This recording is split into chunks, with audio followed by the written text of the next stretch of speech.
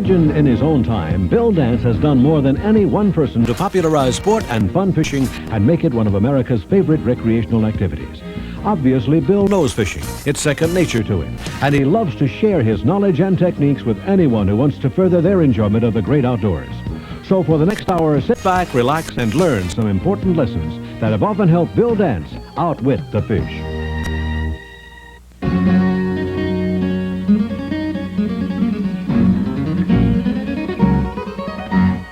Did you know that the most common failure in knot tying and the cause of the majority of poor knots occurs when the tyer attempts to draw the knot tight? He may have gone through the motions correctly, but if he fails to seat the knot properly, it's naturally going to fail, particularly in monofilament. Drawing the knot up tight is extremely important.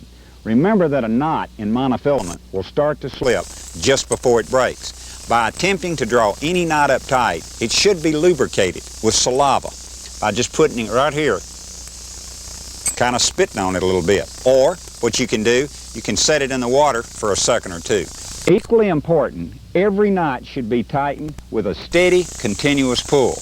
Once you start applying pressure to tighten the knot, don't stop until it's snugged up or it's completely seated. The single greatest failing of most knot tyers is a tendency to tighten the knot in stages with a series of small jerks or small pulls rather than with one steady pull. When you've drawn a knot tight, exert one steady pull, or a couple of steady pulls to make sure the knot does not break. It's much better to have the knot break in your hand and have the opportunity to retie it than to have it break on a fish.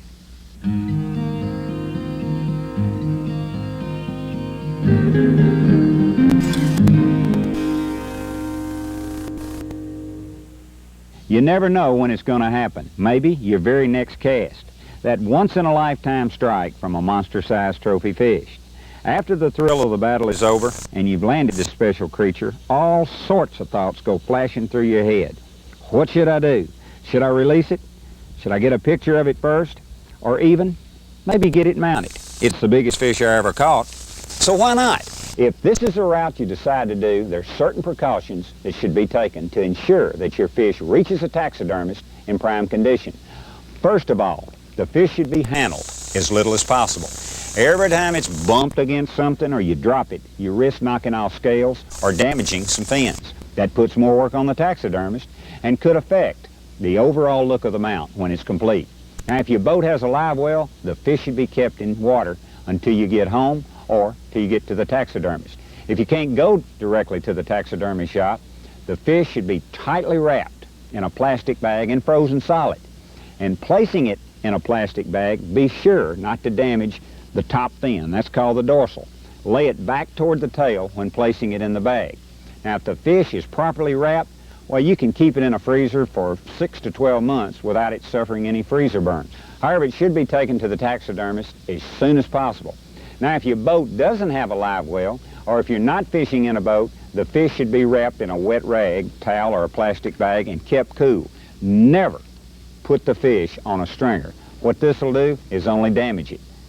Will the fish be painted on both sides? Will it have an eye on both sides? How will the fish be shaped when completed? Which direction will it be mounted, facing left or right? Does the price include a piece of driftwood or a plaque?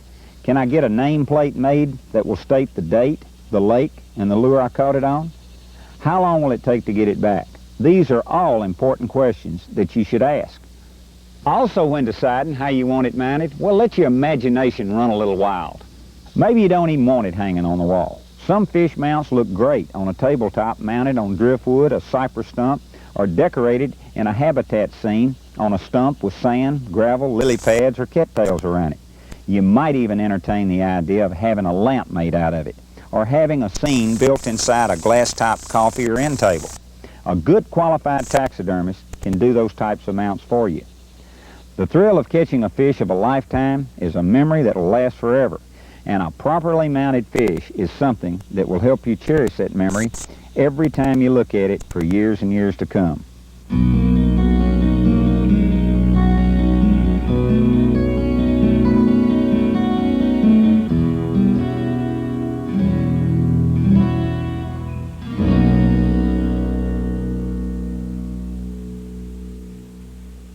With all the different type knots to tie, fishermen can get a little confused. Your line is only as good as the knot you tie, and that's why it's important to learn how to tie a couple of good simple knots that have a breaking strength of about 98 to 100%. And two of my favorites that are very easy to learn and very easy to tie are the double loop clinch and the popular Palomar. The double loop clinch, by the way, is the very first knot I ever learned to tie back when I was a youngster, and even today I use it all the time. Here's how to tie it. Take the tag end and run it through an O-ring, a line tie, or the eye of a hook twice. Then twist it around the main line 5 times. Then bring the tag end down through the 2 loops you formed and pull it up snug and cut off the excess line. The most critical aspect of this knot is how many turns you take around the standing part.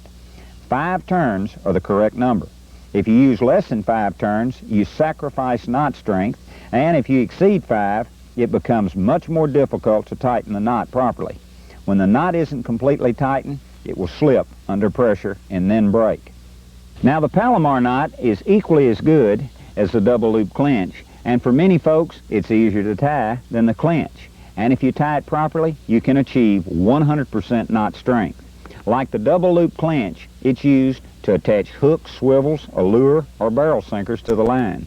It's tied by doubling the tag end back against the standing part and insert the double line through the eye of the hook.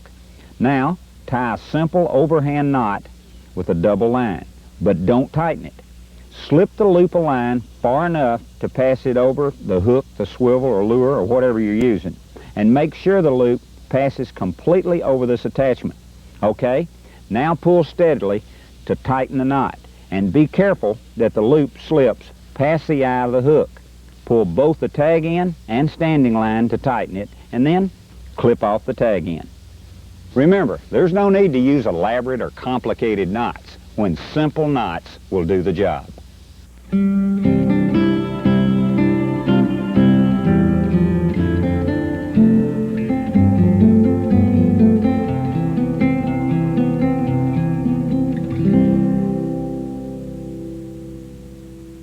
There are times when fishing a slip sink or worm rig that you'll need to keep it pegged against the head of the worm, especially when fishing it in heavy cover. And here's a little tip on how to peg it. Break off a strand of rubber from a spinnerbait, a jig skirt, or even a rubber band. Tie onto your line above the weight by making 1 wrap and then 3 overhand knots. Pull tight. Slide them down snug against the weight. What this method does, it gives you a couple of advantages over pegging the slip sinker with a toothpick. First thing, the line is not weakened by being pinched against the lead, which can bruise the line and cause it to break on a hook set. Secondly, it can be easily unpegged without affecting the line or the slip sinker.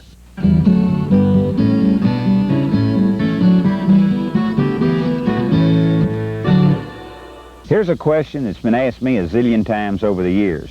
Would you prefer to fish a point from the shallower portion of the structure and cast out toward the deeper water, or position your boat off the point over deeper water and cast up to it? Well, I do both, because sometimes one tactic is better than another. Naturally, the type of cover beneath the surface would dictate quickly if I even had a choice. If there was submerged brush or heavy vegetation on the shallower portion, my best choice by far would be out over the deeper water, casting into the shallows. However, if I could position my boat shallow and cast deep, I truly feel more fish could generally be caught, because a hooked fish will pull other fish into the point. When casting from deep to shallow, fish hooked on the structure would be pulled out more over the open water. School fish that followed the hooked fish would tend to disperse more under the circumstance and would take much more time to group back and settle down in the original location. So the next time you fish a point, keep in mind what we've discussed. If the underwater portion of the point is basically clean of cover, your chances of catching more fish will greatly improve by positioning your boat shallow and casting out into the deeper portions.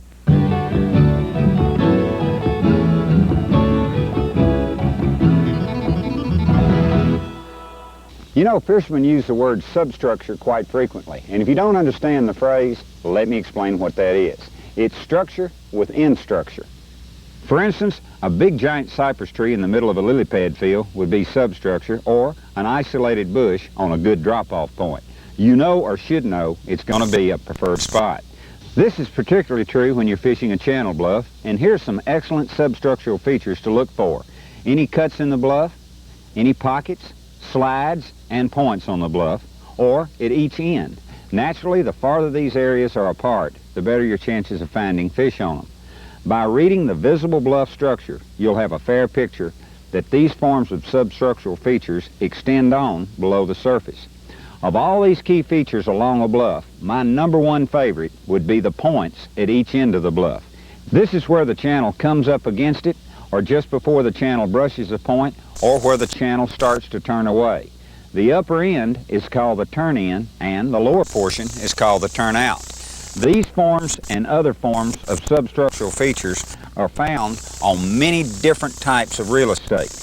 And it's your job as an angler to search them out. I think if you do, you're going to be mighty surprised at the results.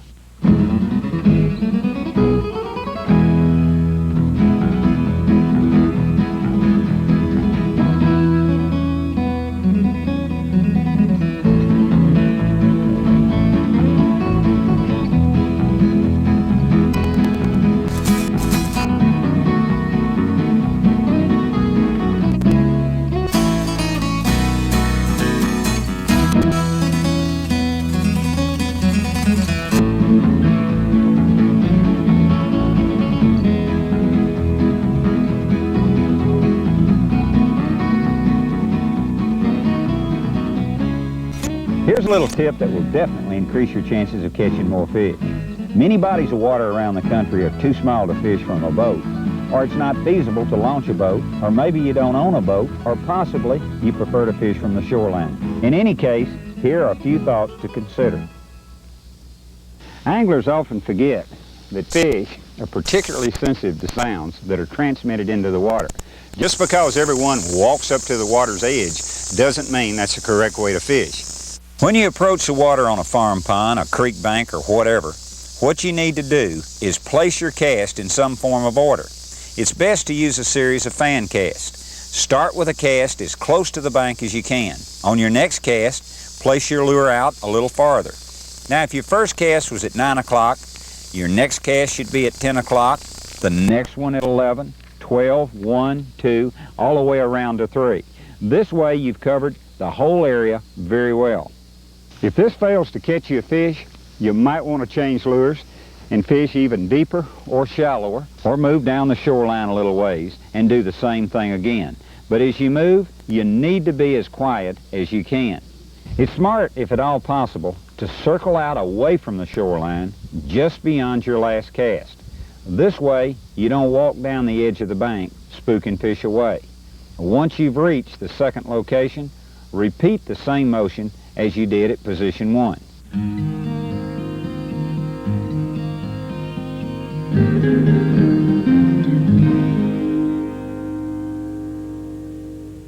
Here's something to think about. Fishermen are always complaining about the size of the hooks used on smaller lures.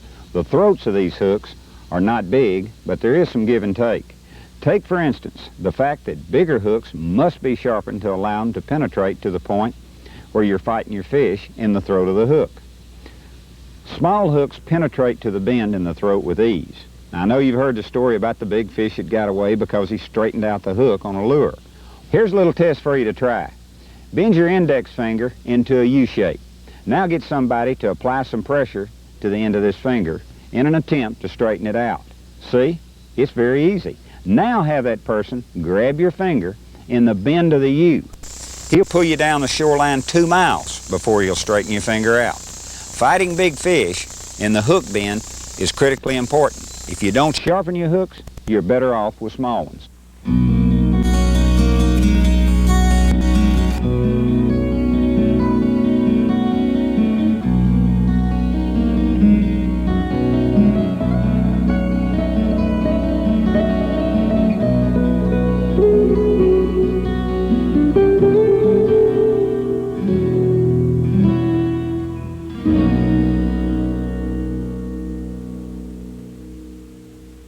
You know, it's been said many times that the longer you can keep your lure in front of a fish or in the strike zone, the better the odds of him hitting it. That's why it's important when fishing a bluff or a steep bank to parallel it whenever possible, at least on the initial pass, using a series of fan casts. By doing this, you'll be able to fish it much more thoroughly and faster than by casting into it, and your lure will be in the productive zone at least 80 to 90% of the time, once you've established a depth pattern.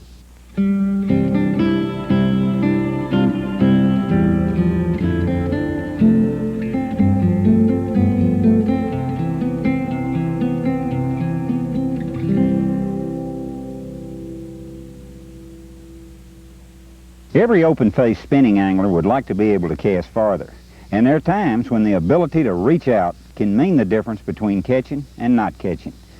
When you're faced with a school of fish busting and feeding on the surface in open water, distance and speed are vital if you're trying to cast to the school before they drive the bait down and disappear themselves. The ability to cast out a lightweight spinning lure, even a few more feet, may make all the difference. Hey, you know, there's no disadvantages to having the skills that allow long cast. And once you've mastered long casting, shorter ones are easier. At shorter ranges, accuracy improves tremendously. Now, there are several factors that can really restrict the spinning fisherman. One is the diameter of the spool. Tiny spools mean that the line must be stored in tighter coils. This causes two problems. One, monofilament tends to remain in the position it was last stored, in this case, in tight coils. Number two, most spinning reels with small spools also set closer to the rod. As the line flows off during the cast, the tight coils move toward the guides, called the stripper guide, in a tangled mess, and have trouble moving forward. The smaller spools also have a shorter reel foot, and because they're closer to the rod, the line is more likely to create rod slap as it flips against the rod shaft, which drastically restricts the flow. The answer, of course, is to use spools that are shallower and longer as practical for your fishing needs. This will reduce the number of coils. Line diameter is another important factor. As monofilament or cofilament increases in diameter, it becomes stiffer. To get more distance and control, use the lightest line you can for your fishing situation. The lighter the line, the limper it'll be, flowing off of the reel better and straighter, reducing line slap. The lighter line offers less resistance on the cast too, so the lure can fly farther. To also get more distance, a larger first guide called the stripper guide will help. This guide does several things that aid in casting farther. First, if the cobwebbing should occur, it allows the tangle mess to slide through the guides easier and more quickly, and sorts out the mess with less resistance than a smaller guide. Also, larger guides are constructed with bigger feet, so they stand farther off the rod blank, and that reduces line slap. Another way to get more distance is to use a longer rod. A 6-foot rod will improve your distance more than a 5-footer, and naturally a 7-footer will do better than a 6-foot one. Another trick is to reduce the friction of line rubbing against the spool as it flows off the cast. Normally, as the line supply gets lower on a long cast, the spirals moving up and off rub against the inside of the spool. This friction really can shorten a cast, and anyone who's tried spinning with too little line on their reel understands this. To reduce the problem, it's best to remove all the line, clean the spool with a good solvent, then apply a hard automobile paste wax to the interface of the reel spool and polish it. This smooth, slick surface will improve the flow of line from the spool. And one final tip for getting extended distance with spinning tackle is to always put the correct amount of line on the spool. Not enough line will affect your cast, and too much line on the spool will cause it to jump off and cobweb.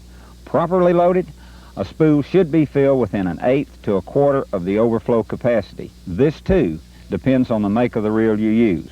Less or more than this, you're asking for problems.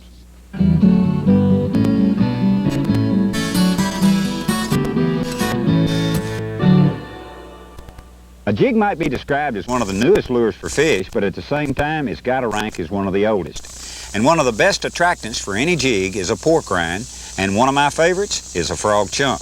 But that can create problems when a fish smacks it, knocking the pork chunk up in line with the hook point, impaling the hook and missing the fish.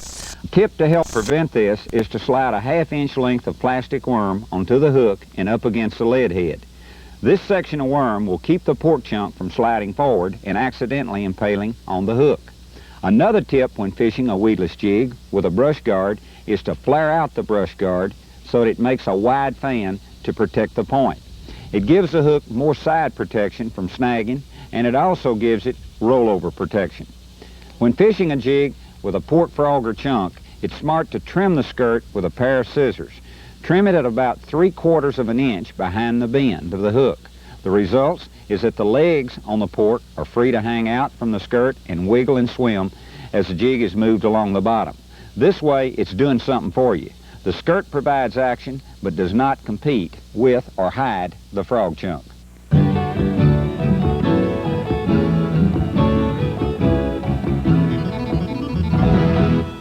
Without question, the most vital link between you and the fish you hope to catch is your line.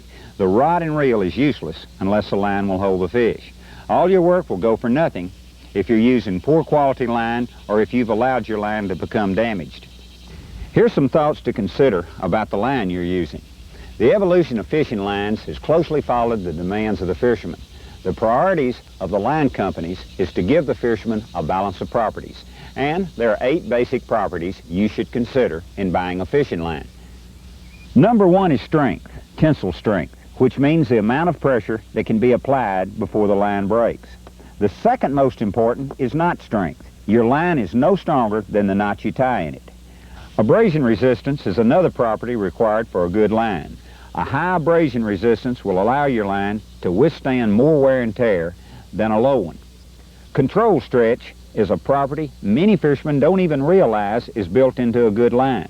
This control stretch plays a very important part in our ability to catch fish. However, if it has too much stretch, you won't be able to set the hook properly. Now, castability is another property we all demand. It might also be described as limpness. The limpest lines have the most stretch built into them. A line that is too stiff will cause coils and snarls and tangles. The best line is one that is somewhere between the two. Another property that is closely related to control stretch is shock resistance. Your line must be able to resist the sudden shock of a hook set, which puts tremendous pressure on the line. The next property is visibility. Anglers seem to be divided on this question. Some believe it makes no difference to the fish, while others insist it does. Premium lines are available in clear colors, solid fluorescent colors, and high visibility fluorescent colors. Personally, I think that the added advantage of seeing my line more than offsets any disadvantage it might cause. I've always been a line watcher, and I believe I see as many strikes as I feel.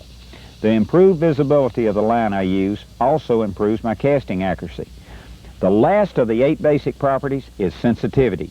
Some lines are much more sensitive than others. This is why a line that has a sensitive property will help you feel what your lure is doing at all times. And you've got to feel it in order to fish it properly. Plus, it'll help you feel those soft bites. The bottom line of a good line is balanced properties. But the bottom line of getting the most out of that line lies with the fisherman. And here's some good tips to go by. Tie good knots that won't slip. Check your line often for nicks, scrapes, and rough spots. Retie often. Store your refill spools in a cool, dark place. Avoid long exposure to direct sunlight. Check your reel drag setting often and make sure it's working properly. And check your rod guides often for worn spots or any rough edges.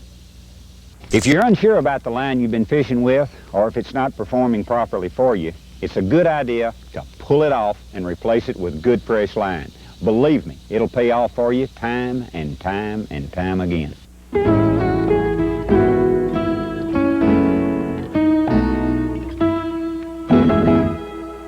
Here's a little test for you to try on some of your hooks to see if they're as sharp on the point as you think they are. First, pinch the eye of a hook with your thumb and your index finger. Hold it so lightly that the hook almost falls from your finger. Next, touch the point of the hook at about a 45-degree angle to your thumbnail. Touch it so lightly that only the weight of the hook itself is pressing down. Now, pull on the hook without pulling downwards. If it slips or scratches your thumbnail, it's not sharp enough, so get out your file. However, if it digs immediately at the point of contact, it's ready to be bitten.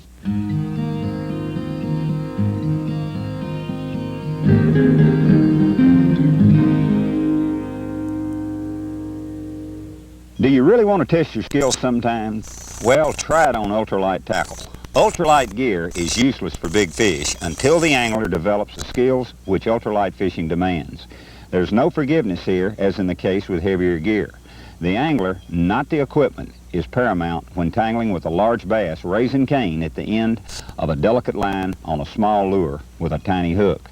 You don't simply reel in a big fish on ultralight tackle. You learn the true definition of the phrase, playing the fish. You don't horse a fish. First of all, you can't. The victory is gained by capitalizing on the reel's smooth drag system, quality line, and the rod's whippy flexibility to play the prey down. Once you've honed your ultralight skills on an assortment of panfish or small bass, there are few challenges beyond your capabilities. Now, quite a few light tackle anglers stick to their delicate gear when searching out the big boys. They've arrived at the point where they think they can trump over the big lunkers or have fun trying. This form of fishing tackle takes practice to perfect because of the ultralight gear and light line it requires. You aren't born with the skills and sensitivity required for successfully fishing ultralight line. But with a little practice, you'll understand that even the lightest line in the right hands can handle a mighty good-sized bass. Many anglers believe that ultralight equipment is used only for fishing clear water. That's not so. Bass can become very selective in their feeding habits in off-colored water also, and with ultralight gear, you'll be able to present them smaller offerings. I firmly believe that big lures catch big bass, but you can catch some big fish with little baits also. Elephants eat peanuts, don't they? Light lines and small lures work well in stained and muddy water and work wonders in a clear water environment. Regardless of conditions, time of year, and preferences, you can take bass year-round on this mini gear. Not always lunkers, but plenty of action and tons of fun. This type of fishing is for those anglers who like the different things in life. If you're the type that enjoys a real challenge and loves a good fight, regardless of who might come out the winner, then ultralight is a ticket to the ultimate in angling satisfaction.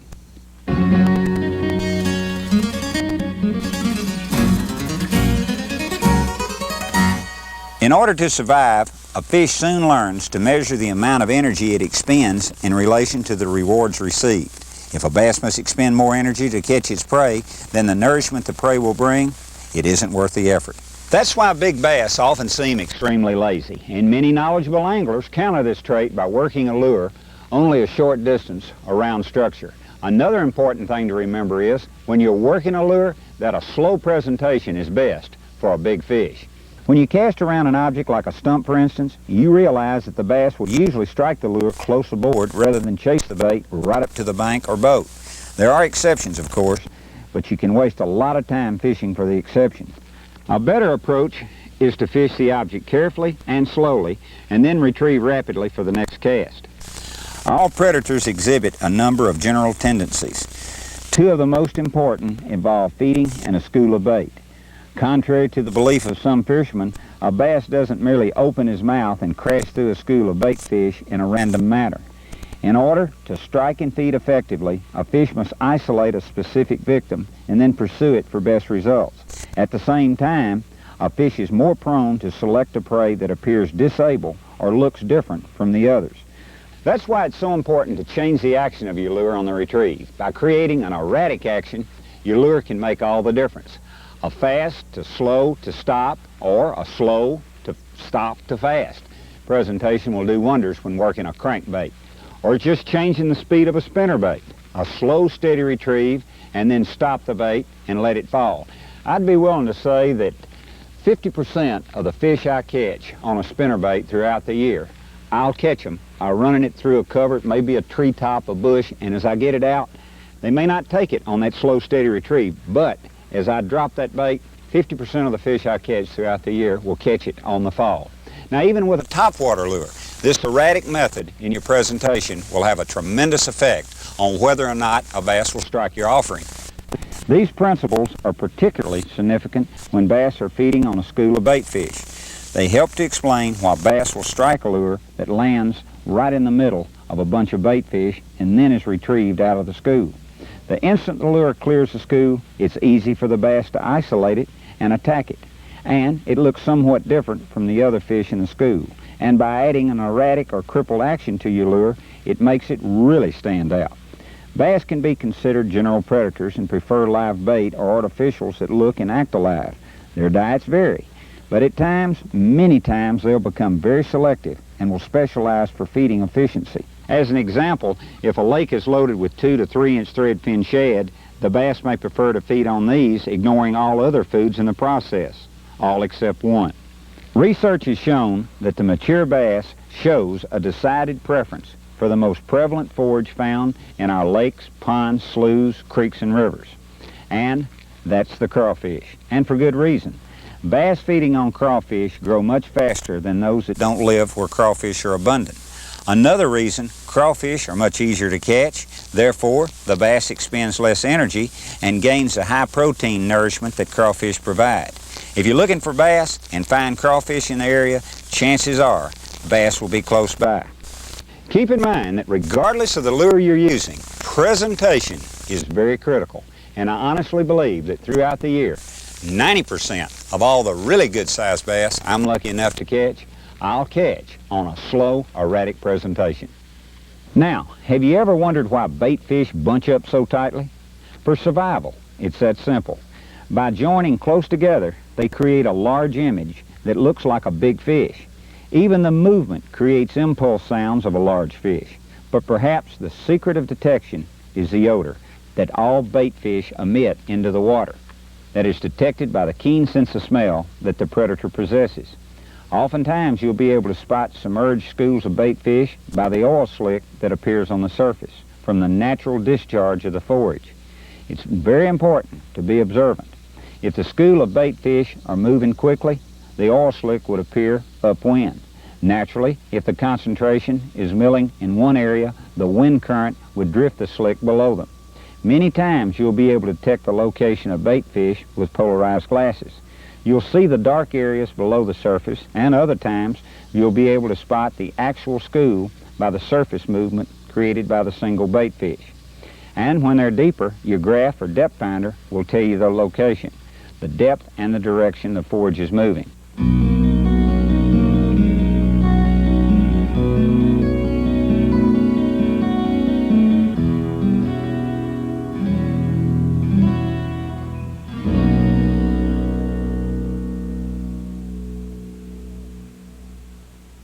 Almost every bass angler learns early in the game that bass are constantly seeking cover. And one of the best forms of cover is subdued light. For one thing, low light offers protection from predators. And another, shade offers a tremendous advantage when feeding. A bass can hang into a shady area and gaze out into a brightly lit area as if the fish were peering into a well-lit room on a dark night.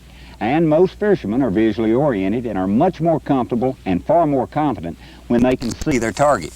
Shade offers this approach to fishing. I use the term shade, but I'm also referring to shadows as well. But the clearer the lake, the more important shade and shadows can be. Naturally, they'll change as the sun swings around during the day, and the fish will continue to change their position also as the shadow line moves. You've got to be alert to shadows, such as those from tree lines or bluffs that cast shadows far out from the shoreline. If you were to look at a horizontal tree line, let's say running from north to south, during the morning hours on a bright sunny day, the sun would cast a slightly vertical angle shade line off the east shore as it rises. Naturally, the higher it rises, the closer the shade line moves to shore. For instance, at 8 o'clock in the morning, the shade line may extend only 200 feet out in the lake.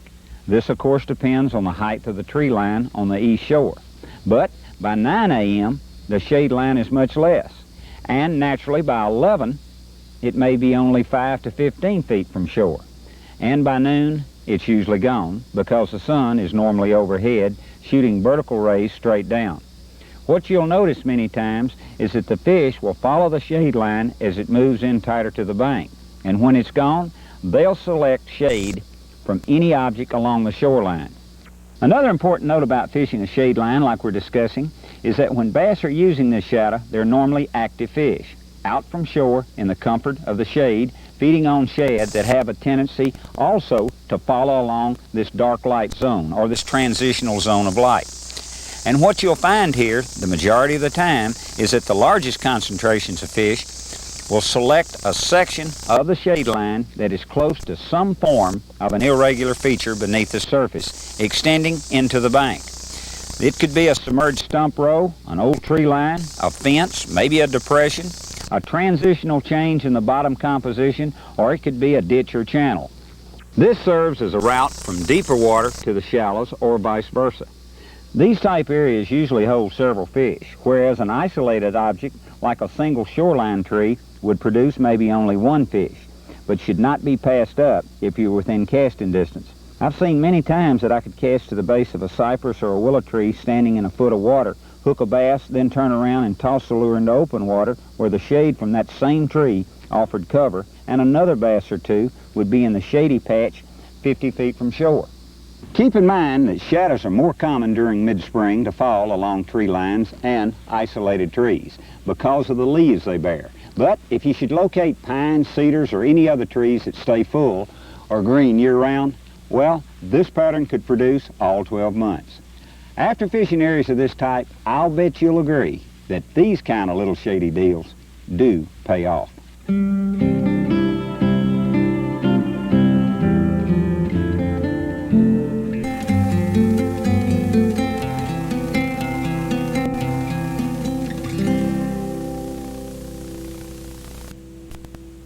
I guess I've said this no less than 1,000 times. I simply love finding and catching fish, and I don't know any fisherman who wouldn't agree with that. However, there are some species I enjoy catching more than others, and one of them is our old friend, the crappie. Maybe it's because they taste so good. Of all the panfish, the crappie may just be the most universal quarry around. They're found in all 48 lower states, and it can be caught year-round in most cases. However, the early season time frame centered around their shallow feeding and spawning movement produces the best results. The Dixie Lakes, those located in the southeast, in the rivers, river chutes, and impoundments have crappie by umpteen millions. And when spring rolls around, thousands of anglers are successful in helping to harvest each lake's bounty. As a general rule, all these thousands of anglers don't even begin to make a dent in the crappie population. It's not that these delectable sweet white fish are hard to catch. Quite the contrary, if you can find them. But most of the southern lakes stretch anywhere from 2,500 to 50,000 acres or more, and those acres produce a lot of places where the fish may be. Learning to locate crappie is the key to success. Contrary to common belief, crappie don't prefer any particular set of environmental conditions. They simply adapt to whatever condition the lake, river, or impoundment provides. There are actually two species of crappie, the black and the white crappie. The black has 7 to 8 spines on its dorsal, and the white has only 6. While both fish resemble each other in body shape and general appearance, the white crappie is paler, and its spots and marks are arranged in dark vertical bars on its side. And the black has more of a mottled appearance, and the dorsal fin is shorter in the white than in the black crappie. Normally the black prefers clear water, while the white is mostly found in more discolored water if present. The white spawns in water from 6 inches to 8 feet deep, and the black spawns in water 3 to 6 feet deep as a general rule. Both are short-lived fish, as biologists have very seldom found one to live beyond 6 years old. When spawning conditions are ideal and there is ample food, a large brood of crappie will survive. In years to come, the dominant class will become cannibalistic, eating its own young and devouring available food which younger crappie could use. Each spring, the young are decimated by the dominant year class, and until that class is reduced by old age or other predator fish, the cycle then repeats. The crappie matures in its second year, and a half-pound black is capable of producing 20 to 50,000 eggs, and the white about half as many. Typically, a young crappie of both species preys heavily on plankton and insects. However, adult fish feed on small bait fish, young bluegill, and of course, crappie fry. Bait fish comprise the majority of the adult crappie's diet. Apparently, a high-protein minnow diet is essential for growing slab crappie. Prime northern crappie waters have healthy minnow populations that are used as prey, while southern water crappie prey heavily on young gizzard or threadfin shad if available. The results can be big fish and lots of them. Crappie will fit in as best they can using the available environmental option. These options will vary depending on the body of water. Lakes, rivers, and reservoirs are all different and offer different environments. Yet, by simply reading the water and applying a little basic information on the crappie's lifestyle, you can locate key areas in each body of water you fish. Understanding how a body of water functions and what predator-prey relationship exists provides a big clue to crappie success.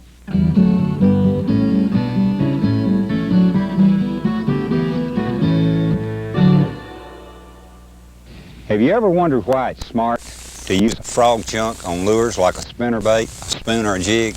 Well, first of all, it gives tremendous eye appeal to the lure because of the action it provides. It also increases the size of the lure, which normally creates a bigger image in the water, and it also adds buoyancy to the lure to help hold up the bait for a slower presentation or for a slow fall, which can mean the difference in catch or not catching. Attaching and removing pork rind from the hook can be frustrating to many anglers, but it's really a simple process. Let's look at these illustrations and I'll show you just how simple it is. For ease in attaching, all pork chunks are manufactured with a slit in the head of the bait. Simply locate the opening, insert the hook point, and slide the pork over the barb. Now to remove the pork from the hook, turn the pork frog or chunk sideways so it's at a right angle to the lure. The slit or small cut in the pork frog and the barb will be running in the same direction. Now apply pressure on the hook by pushing the lure away while you're holding the pork steady. While applying pressure, slowly work the barb up and out of the slit and return it to the jar for reuse. It's as easy as 1, 2, 3.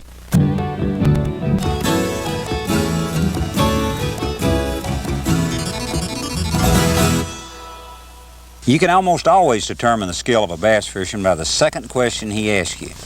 If you see someone on a boat ramp or at the marina or pass someone on the lake, he might ask you how's fishing. You reply by telling him that you managed to catch a few. But the most important question he could ask you is how deep you caught those fish. So many fishermen have a tendency to begin with a line of questioning about what lure you're using, how fast you worked it, what color was it, even the area of the lake you caught the fish. But a knowledgeable fisherman needs only to know the depth at which the fish were taken, and he can put every piece of the puzzle together. The single most important factor in fishing is finding the right depth. If you're not fishing the correct depth, you're wasting lots of time. The finest anglers around can fish the best bait in the world, and if he's fishing at the wrong depth, he won't do very well. But at the right depth, almost anyone can catch a few fish. Naturally, the better you know the lake, the easier it's going to be to determine the correct depth on a given day, especially if you fished it recently. You already know a number of spots, and chances are that at least one of them will produce a fish or two, giving you the vital depth information needed. Here's a few tips about finding the right depth. Check with a local fisherman at a sporting goods store. Maybe he's been on the lake, or has talked to someone who has asked a few fishermen at the marina or at the boat ramp. Remember that right after you ask him how fishing has been, be sure to ask about the depth and what section of the lake. Keep in mind that each section of a large lake is really 3 different lakes. The upper reaches are more fertile and have the most colored water and the most shallow cover. The middle section is usually semi-clear with moderate depth of water with less cover. And the lower section is the deepest with the clearest water clarity and little but no cover, and the fish will pattern the deepest. Another tip, and perhaps the most reliable, is this little unit here. It'll tell you the water temperature from the surface down to 50 feet. It'll also tell you what color lure is most visible from 1 foot to 50 feet. But most important, it'll tell you at what depth the majority of active fish will be using. Fish select certain depth levels for many reasons. They don't just swim around at all depths, or whatever depth they quit swimming, stop there at a level and say this is okay. Many factors blend into the reason that all fish have certain preferred depth zones. And if you're going to catch them, you've got to learn more about finding the right depth.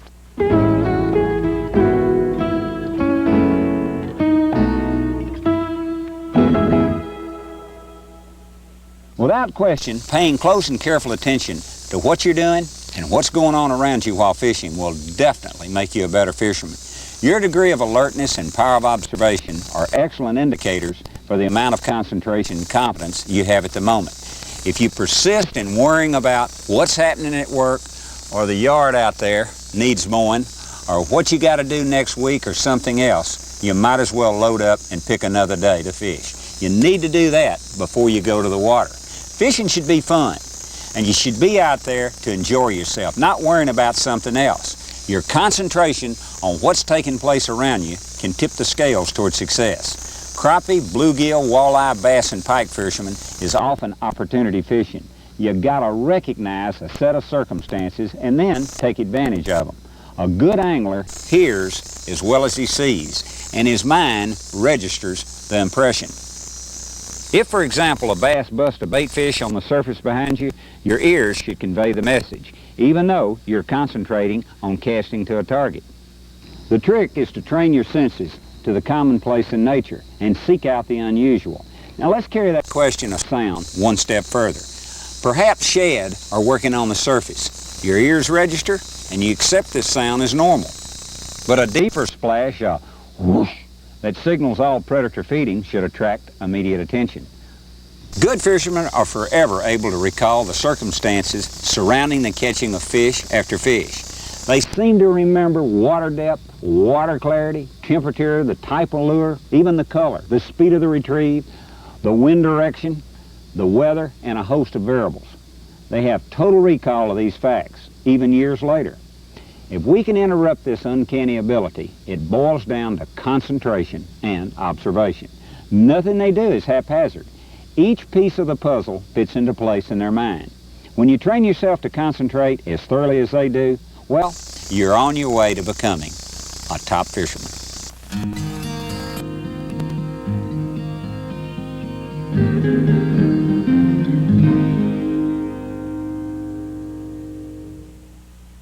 You know, fishing can mean a lifetime of fun and enjoyment, and because the fundamentals are easy to learn, it's never too early to introduce a child to this great sport.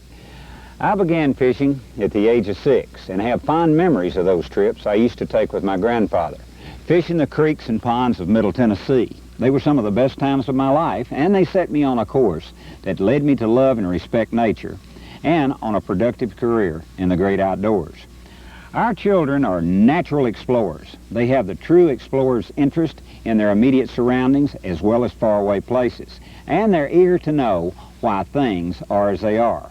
An inquiring mind and zest for living are essential for a worthwhile life, and there's no better time than childhood to nourish and strengthen these qualities.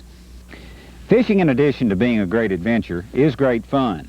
While the fishing trip is meant to be a carefree, enjoyable experience, the trip can be a means to build character in the youngster, strengthen the parent-child's bond, and develop in children the virtues and patience of self-discipline. Out in a boat or along the shoreline, a parent has the opportunity to demonstrate, not just talk about, how laws are meant to be obeyed. A parent follows fishing regulations because they're designed to protect and preserve the resource and benefit everyone. There's no doubt in my mind that children were the first to coin the phrase, "talk's cheap." Taking them fishing and showing them the true elements of sportsmanship are much the same elements that constitute good citizenship. Kids want involvement. They want to take part. Fishing provides them with a perfect avenue of participation. It's a shared experience that sweeps away the generations. Parents suddenly look a lot wiser when showing a child the right way to cast a lure, tie a knot, bait a hook, or work a lure. While all of this is well and good, the bottom line is that the child wants to catch fish. The trick is to teach the youngster the fundamentals of fishing while at the same time giving the young angler encouragement to develop patience and self-discipline. Not an easy chore, I can assure you, but it has virtues like those that can benefit an individual in all of life's pursuits. There's no doubt about it. Teaching a child the sport of fishing can really help a youngster's growth and provide many lasting memories.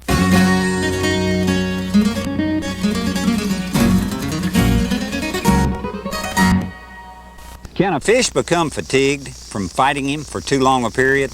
Absolutely. For many species, fatigue leads to a serious physiological pitfall.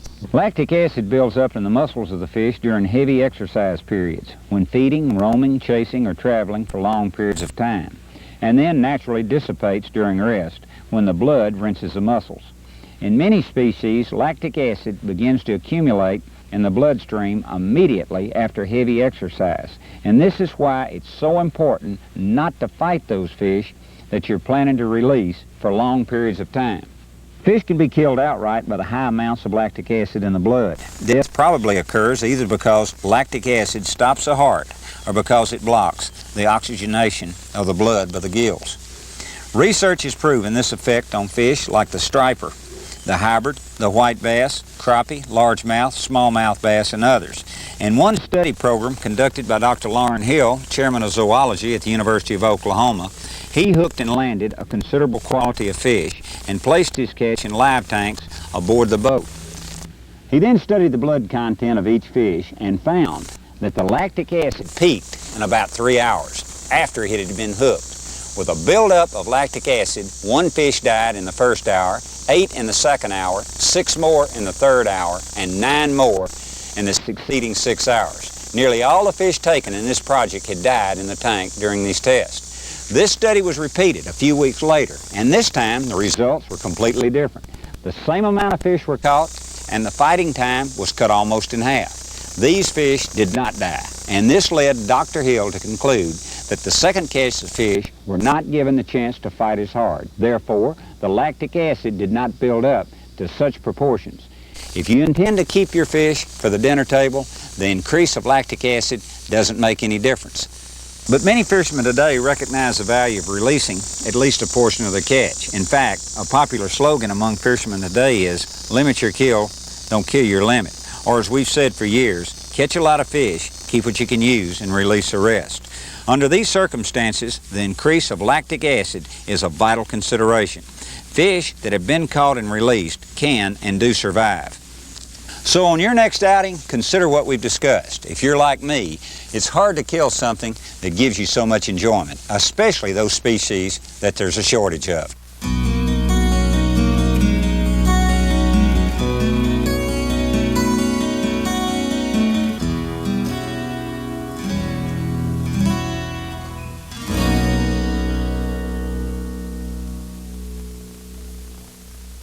Any body of water with a good population of bass and sea or retainer walls in it will usually offer good fishing, especially during the spring, summer, and fall. Now, sea walls are all built for the same reason, to prevent erosion. How and where they're constructed largely determines how and if bass use them. Seawalls built close to deeper water are usually more productive than those located on a gradual tapering bank. The best way to check out seawalls is to find the walls, observe their construction, and survey the surroundings both above and below the surface. Seawalls built along the main shoreline of a lake may or may not attract bass. This depends on the surrounding area. In some areas, walls are built close to large shallow flats. These flat areas can produce some good springtime action once the water temperature warms up, although they're too shallow for consistent year-round results. When you locate a section of wall that has cover next to it and it's built close to deeper water, you've found an ideal seawall area. Here's a tip for your presentation methods that will maximize your seawall fishing success. Without question, the most effective method in fishing areas of this type is to position your boat close to the wall and parallel cast with a series of casts, starting in close to the structure and then begin working out. By fishing a wall in this manner, you've put your lure in the high percentage zones for the longest period of time. Work the area thoroughly, then move up about 40 feet and repeat this same motion. Some seawall fishermen make the mistake by positioning their boat out from the wall and cast in. Their lure or bait hits the water right next to the wall, but as the bait falls, it moves away from the wall in a pendulum fashion. It may not make much difference if you're using a jigging eel or plastic worm or grub, because with these lures, you let the bait drop as it hits the water by engaging your reel and dropping your rod tip to let the lure drop right against the wall. Then begin working the lure out. But to get a crankbait working, you have to start the retrieve right away. The most productive part of the cast is right next to the wall or within the first few feet away from the base of the wall. Naturally, there are going to be times when parallel casting isn't possible, because when it's windy and waves begin to build up and start rolling in, the waves will be trying to bash into the wall. But speaking of wind, as long as it's not too strong, it doesn't really bother seawall bass that much. In fact, it's good to have a little breeze blowing in because this adds some cover, especially in a clear water environment. Plus, wind drifts bait into the area. But too much wind, well, that'll hinder your presentation. Seawalls are great places to fish. Try fishing one on your next outing. You'll probably surprise yourself with what you come up with.